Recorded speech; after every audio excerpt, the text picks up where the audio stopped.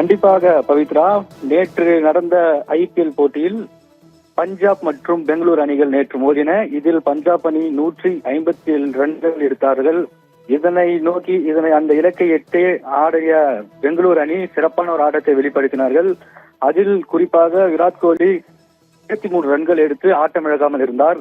ஆனால் அவருடைய ஆட்டத்திற்கு பின் நடந்த செயல்தான் தற்போது ஒரு சர்ச்சையை ஏற்படுத்தியிருக்கிறது.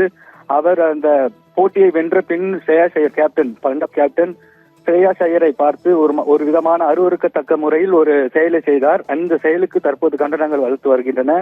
என்னவென்றால், ஏற்கனவே இந்த நடப்பு ஐபிஎல்லில் தொடக்கத்திலேயே சரி எல்எஸ்ஜி வீரர், அதாவது லக்னோ சூப்பர் ஜெயின்ஸ் வீரர் திக்வேஷ் ரெட்டி ஒரு செயலை செய்தார். அதாவது ஒரு விக்கெட்டை எடுத்துவிட்டு அவர் ஒரு சைன் போடுவது போல ஒரு செய்கை செய்தார். இது பெரும் கண்டனங்கள் இருந்தன.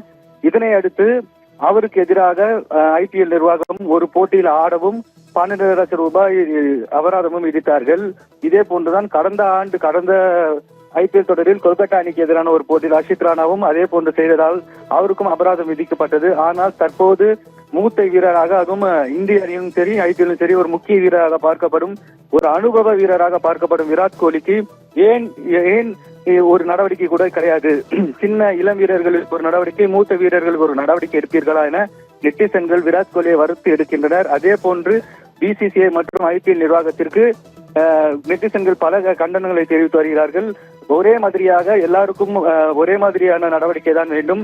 மூத்த வீரர் மற்றும் இளம் வீரர்கள் என பாராமல் அனைவருக்கும் ஒரே மாதிரி நடவடிக்கை எடுங்கள், இல்லை என்றால் இது ஒரு தரப்பாகவே மாறிவிடும் என போன்ற பல்வேறு கண்டனங்களை தெரிவித்து வருகிறார்கள்.